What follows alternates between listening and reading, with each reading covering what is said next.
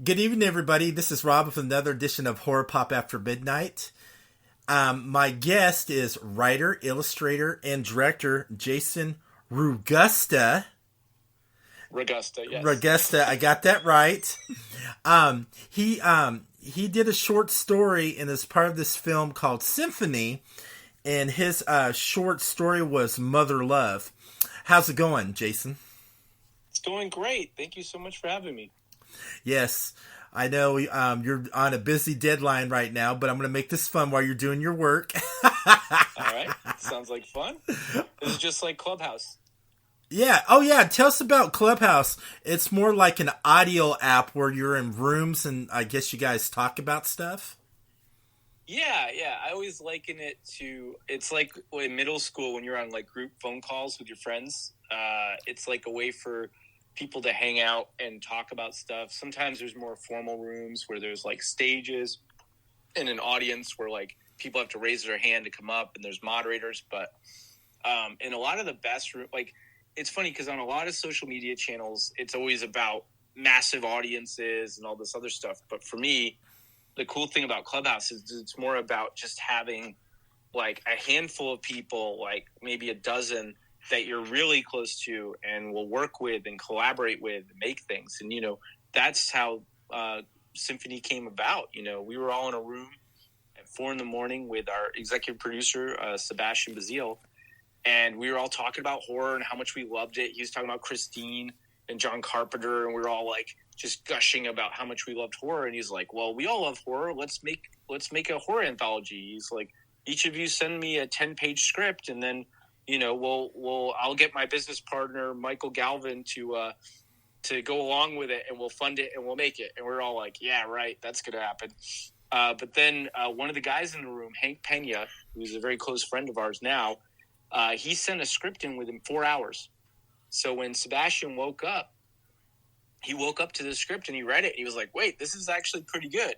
And then he started taking the whole thing seriously. And then the rest of us got scripts into him within like the next couple days. And then all of a sudden we were in a writer's room with him and Mike that lasted like 7 hours on a Sunday, and just talking about story and kind of giving little suggestions to each other without, like giving like crazy notes or anything like that. It was more like, oh, wouldn't it be cool if we did this? And then it would tie together a little more, that kind of thing. And over time we just kind of became this like little horror family, and we made this film. It's crazy. Also, Sinphony was showed at Nightmares Film Festival over in Columbus, Ohio, which was shown on Thursday night, which I was unfortunately not be able to make it to see it on the big screen, so I had to watch the screener of it to so I would know what to talk to you about on this podcast. It helps. It really helps. Yeah, and I've known you've been to Nightmares, Film Festival in Columbus. I love it. It's a great atmosphere. You meet a lot of great people, a lot of great networking, and there was also always a lot of great horror film content from, feature films and short films.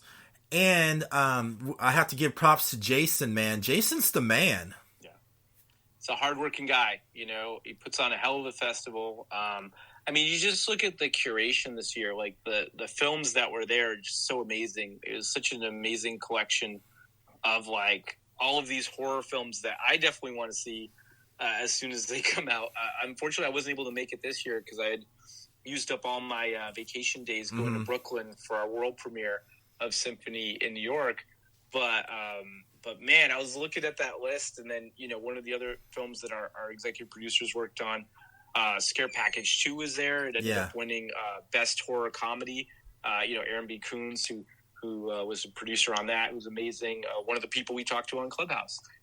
Jed Shepard is one of the writer-directors in that, who started the Clubhouse of Horror with Alex Neuer and Sebastian, which is the kind of campfire that the horror community kind of came and sat around during this whole thing, since the pandemic started.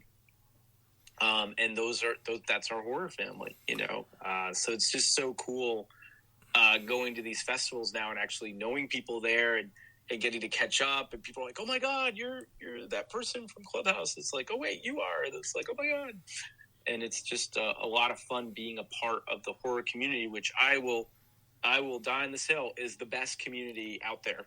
On Twitter and at the movie theater and abroad, like we have the best people in the horror community, and I love them.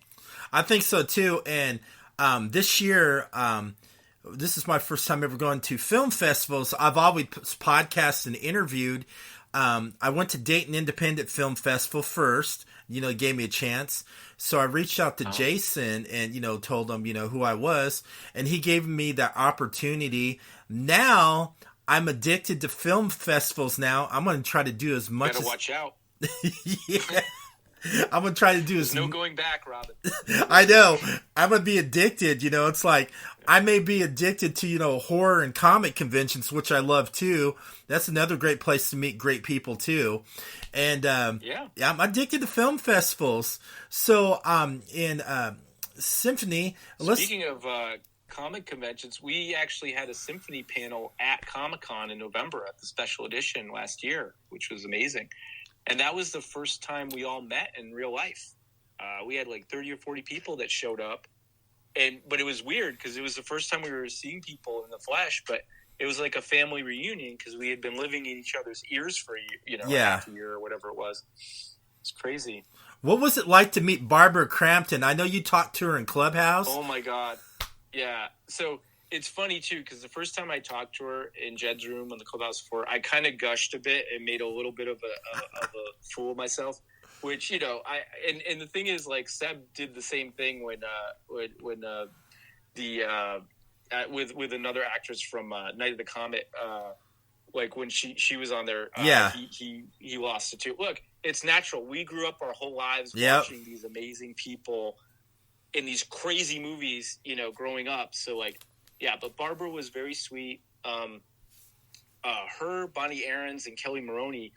If you watch my short, you'll see their Clubhouse icons on the screen on the phone because we actually use the Clubhouse app in the film, and it's because we had talked to them in Jed's room, and they were so nice, and I was really hoping to get them to be the witches on the phone. Yeah. But unfortunately, scheduling didn't work out this time, but I'm really looking forward to hopefully working with them in the future.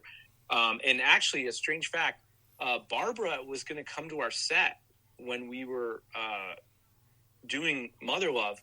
She was literally in the car driving to the set during the day, and it was heartbreaking. This was one of the worst things I've ever had to do. I had to call up Barbara Crampton and be like, Barbara, I really want you to come and we really want to see you, but it's a night shoot and nobody's there right now. And she's like, okay, I'll turn around. And I was like, no. But we did get to meet, luckily, in person at the Landmark Theater when we did our kind of like private, like horror family screening in LA right after Comic-Con last year. And she's amazing and so nice. And we got to go to the bar with Bonnie Aarons and drink with her and hang out, who plays the nun in the Conjuring series. And she's amazing. Kelly Maroney is like one of the sweetest people on the planet.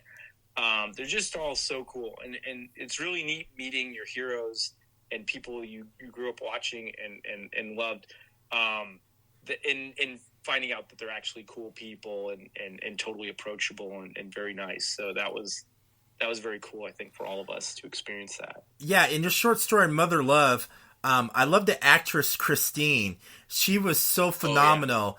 Oh, yeah. She played the witch. She was protecting her son from the main serial killer, Ripper. Yeah. Who breaks into the house and doesn't know he's dealing with a witch and also a coven of witches, which was just too cool. And the little boy who was in the film, who played Christine's son, I thought that was kind of cool that his dad played the serial killer Ripper. It really helped, because, he was like 4 or something, Rurik. And we don't, we would never bring a child onto a horror set and scare him. So the whole time that the Ripper's like grabbing him and everything else, it's his dad, they're playing around. Rurik's almost like a godson to me. He's also the son of Margaret Kerrigan, who is Tony's wife and also Rurik's mother, who is also the owner and operator of Pandora Effects, who did all of our makeup effects and is our lead makeup artist and is amazing. And it was with her that I actually we co-designed the Ripper mask, which I did some like digital concept art, pass it off to Margaret, and then she made it what it is when she sculpted it. And then a guy named Walter Walsh, who's on Face Off, Margaret was on Face Off as well, he cast it, and then Margaret painted it and aged it up and made it look as cool as it did in the film. So we got to make our own character, which was a real, it was so exciting for me and for Margaret to get to do that, you know, to make our own unique character. So hopefully, you know, I'm writing a feature version of the short now. So hopefully the Ripper will return with his mask, and we can keep building off of that, you know, as we go forward. My favorite part of Mother Love was the most bloodiest, most brutal I've seen, besides watching Terrifier 2, of course, was the scene. I will take that as a tremendous compliment. Thank you. You're welcome. Was the scene where the Ripper like sliced Christine's throat, and you see this blood gushing out like a waterfall. Oh yeah, yeah. No, and here's the thing about Christine. So Christine Garawanga, is an amazing writer-director herself. She's incredible. Keep an eye out. She'll probably have features coming out any minute. And she just killed it in this role. You know, I had to shoot this in a night and a half, which is not a long time to shoot. Yeah. But I knew she was my rock on set, because I knew if I had the camera pointed at her, I was going to get gold. And man, you know, one of my favorite moments in it is when she's just looking into Rurik's eyes in the cabinet, and there's so many layers and emotions to her performance.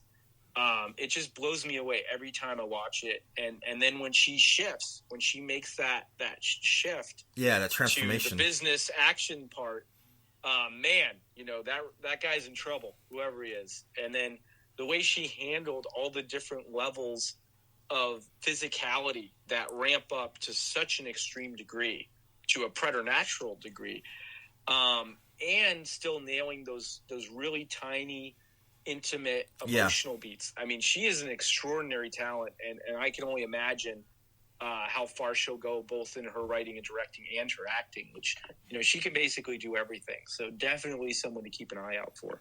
And the cool thing I like about Sinphony is how all the stories, you know, interact together. You know, because I love anthologies, you know, like from, you know, like Trick or Treat to VHS, all those great ones. I just love how it interacted, especially with the Ripper's mask. Yeah. The Ripper ended up becoming like a key figure in the wraparound, which is really cool. And also, you know, his purpose in terms of him going around and stealing these children, because he does kind of switch gears when he's dealing with the parents versus the children, because he's collecting them. That ended up tying into the wraparound really nicely, because of the hard work of Sebastian Bazille and Michael Galvin, our producers, who, you know, worked really hard to really get inside each story and come up with ways of the connective tissue of how to, like, it's almost like surgeons, you know, reconnecting a severed limbs, or like creating a Frankenstein's monster in a way. But one of the things that I love about all the shorts in it, and all the different creators, all the different writers and directors that are now our Sinphony family, is that each short doesn't repeat. Like no two are the same.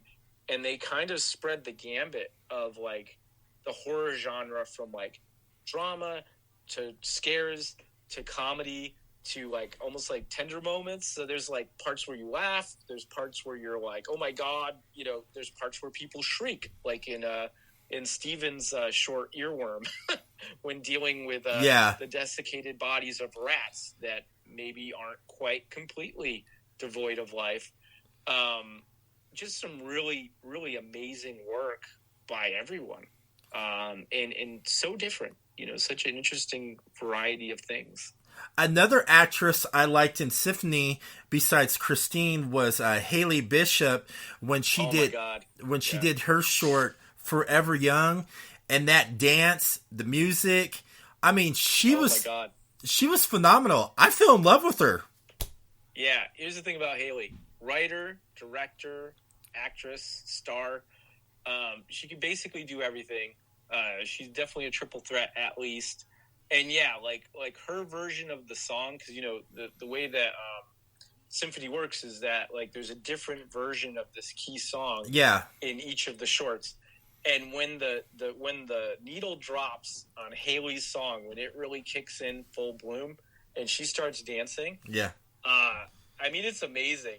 She just killed it. And like, the pacing of her short, the setup and the payoff, the dialogue, her performance, everything is just top notch. And it's definitely one of my favorites of the group. But yeah, she's just so talented. And what's funny is, we had all just seen her in Host, Jed Shepard and Rob Savage's film that's on Shudder. And we're blown away by that. I mean, that's like really amazing. I guess it was like certified by Science as one of the scariest films ever made, or the scariest film. And like, here's Haley starring in it, and then all of a sudden we're working with her, and she's like the most approachable, sweetest person. It's just been really amazing getting to know her over the course of the project and getting to work with her and the other creators of the shorts. Yeah, some of your work, I'm starting to find out, some of your films. I mean, you're pretty twisted too, and you're like me, like certain things. You're like pretty sick in the head. Yeah, that's fair. I could attest to that for sure. Tell us about the one film you recently did. You were mentioning, didn't you? Oh, ZTV? Yeah, ZTV. I definitely want to see that. When we were talking before we came, I can send you a link. Yeah. Yeah, can you send me a link to that? I mean, we were talking about that before you came onto the podcast. Yeah, I'm so intrigued. I want to see how messed up this film is. It's fun. Yeah, we won like Gore Short Awards. I think we got best like gory film at Another Hole in the Head. So that gives you some idea of what we did. But yeah, I can send you a link to the screener. I can also send you. I illustrated and wrote the first issue of a comic book that goes with it. So I can nice. Send you that as well with it, so you can see a little of the extended universe. Because I'm hoping to expand that one into a feature or a episodic series eventually. And there are like so many prequels and sections in different decades that one plays in that it's insane. But yeah, that one's a zombie, like a post-zombie apocalypse thing. Where they have this really sick and twisted game show where they use zombies to torture and kill convicts from the zombie war that preyed on their fellow human beings. And they are merciless and horrifying in the way that they do this. It's really, really dark stuff. But so much fun. I can't wait. You're also an illustrator and artist, and you also, for Sinphony, you did the artwork for the posters and everything. I did, yeah. I got to do the pre-production poster, which was the skeleton with the cello and the flames, and then I got to do the official poster, which you can see pretty much everywhere now. And it's awesome. The, like, thumbnail for the film on the different platforms, like on Amazon and Apple TV and Vudu and the other platforms where you can rent it or buy it. And then also, though, Fangoria recently released what they called a Symphony of Sinphony posters, which I did an illustrated poster for each short, which I really had a blast with because each short's so different. The visuals are so amazing and have their own flavor that I really, when you look at them, you can see how I really dove in and really tuned into each one and let it be its own thing. And my fellow creators just made so much cool stuff, and I got to play with it. Like with Mark Pritchard's film Limited Edition, getting to draw that car and his like book of spells and everything, and the lead actresses, Stella Stocker, who played Martha Wayne in the recent Batman, which was really cool. And then Donna Louise, who's amazing in it. My God.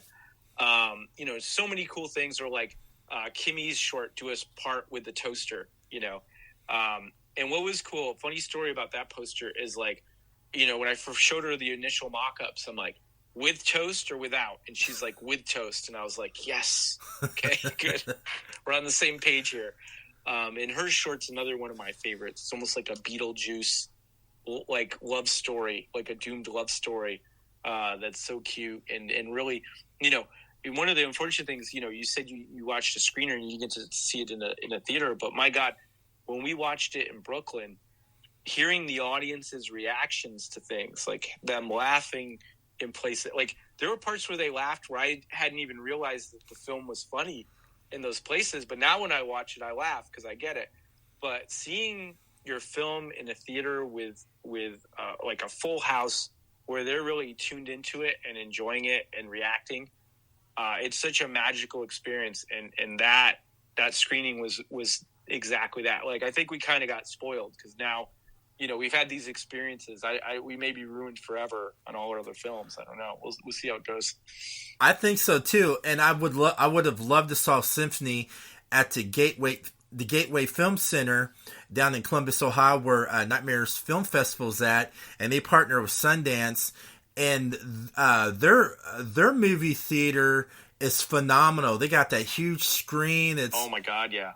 It's just phenomenal of any theater I've been to, and man, I would love to go back to see some more films on that big screen. I mean, I like Gateway.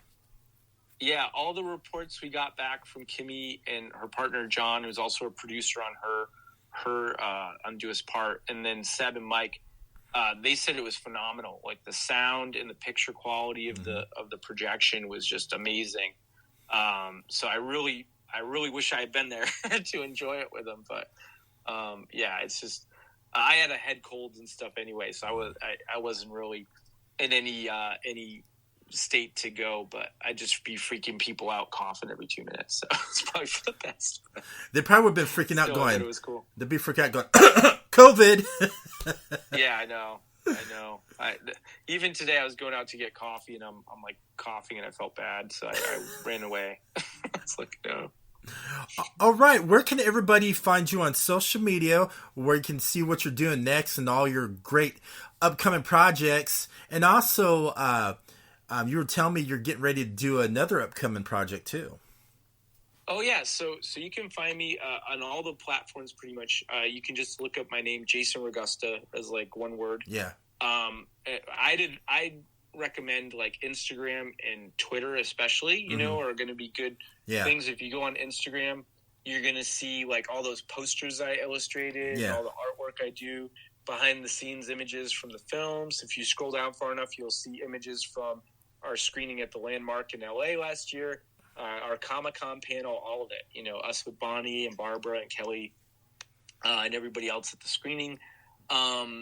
And then, yeah, as far as my next project, like I said, I've written a bunch of features. I'm writing a feature version of my Sinphony short currently, which I'm fingers crossed will get to make because it expands the universe and the mythology and the world in such interesting ways.